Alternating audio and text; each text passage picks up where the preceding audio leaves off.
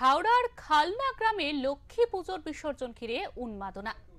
বাঙালিরা যেমন বছরভর দুর্গোৎসবের জন্য অপেক্ষা করে থাকেন, সেইভাবে হাওড়ার খালনা গ্রামের বাসিন্দারা লক্ষ্মী পুজোর জন্য অপেক্ষা করে থাকেন এবং গ্রামবাসীরা লক্ষ্মী পুজোর সময় উৎসবে মেতে ওঠেন।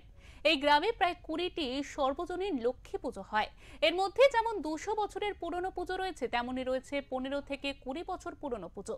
এছাড়া তো বাড়ির পুজো রয়েছে। পুজো শেষে ধুমধাম করে এই সব লক্ষ্মী প্রতিমাগুলির বিসর্জন করা হলো বুধবার।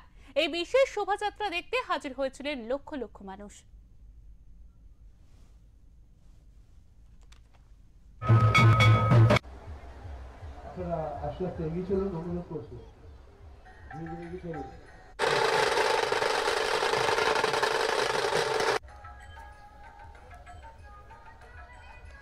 এই মুহূর্তে আমরা দেখতে পাচ্ছি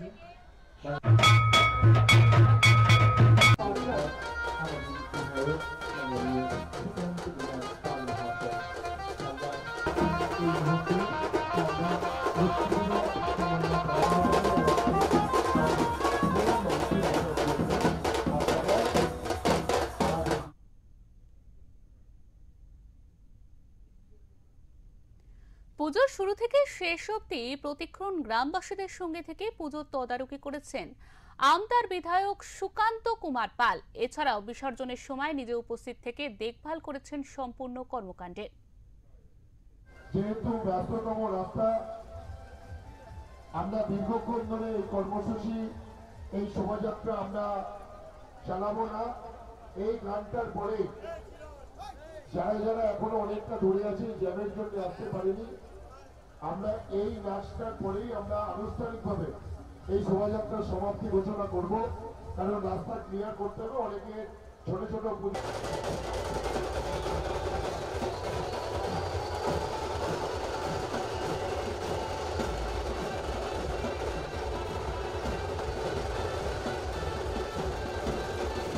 এগিয়ে চলুন, অনুরোধ করছি গাড়িগুলো পরপর এগিয়ে চলুন।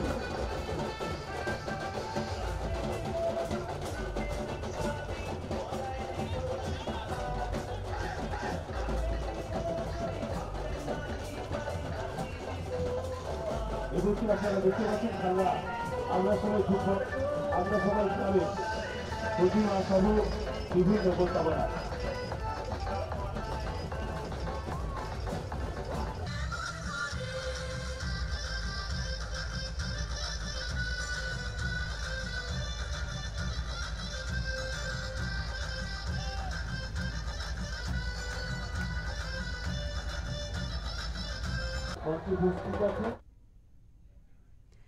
ভাসানের পর এই ঐতিহ্যবাহী লক্ষ্মী পুজো সম্পর্কে ওঙ্কার বাংলাকে কি বললেন মাননীয় বিধায়ক সুকান্ত কুমার পাল, শুনব।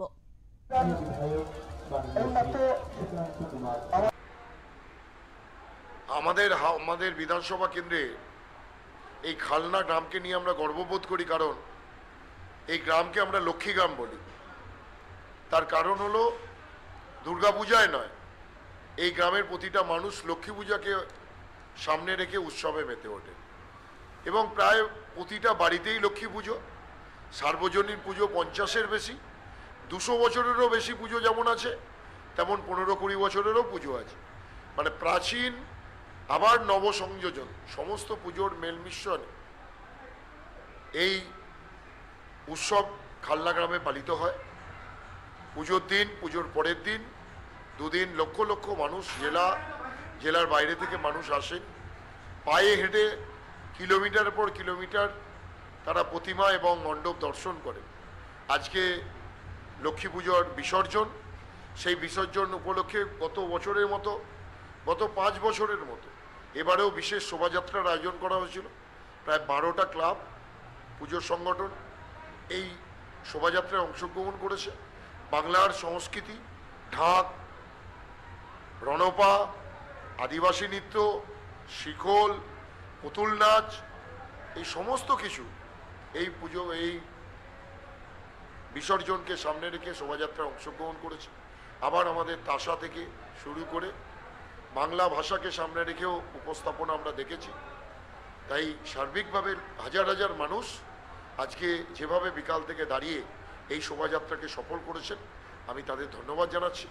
এবং শুধু উপস্থিত থেকে নয়, বিভিন্নভাবে সোশ্যাল মিডিয়াতেও তারা যেভাবে প্রচার করেছেন, আপনাদের মতো মিডিয়া হাউস এই শোভাযাত্রাকে যেভাবে প্রচার করেছেন, আসলে মাননীয় মুখ্যমন্ত্রী মমতা বন্দ্যোপাধ্যায়ের দেখানো পথে যেভাবে দুর্গাপূজার কার্নিভাল সারা বিশ্বের মানুষের কাছে সমাদৃত হয়েছে, আমরাও তাই লক্ষ্মী পূজাকে এই এলাকার মানুষকে সাথে নিয়ে প্রশাসনের সহযোগিতায় এবং সমন্বয় কমিটির উদ্যোগে পরপর 5 বছর আমরা এই বিশেষ শোভাযাত্রা কার্নিভাল আয়োজন করছি। এবারেও সেটাকে আমরা করে মানুষকে আনন্দ দিতে পেরে আনন্দিত। দীপাবলি উৎসব, আলোর উৎসব, আমি সকলকে আপনাদের মাধ্যমে এই আলোর উৎসবে আন্তরিক শুভেচ্ছা ধন্যবাদ জানাই। তারপরে ভাতৃদ্বিতীয়া, জগদ্ধাত্রী পুজো, এই উৎসবের রেশ জগদ্ধাত্রী পুজো পর্যন্ত চলবে। আমি আমতাবাসীকে, বাংলাবাসী উৎসবের শুভেচ্ছা এবং অভিনন্দন জ্ঞাপন করছি। নমস্কার।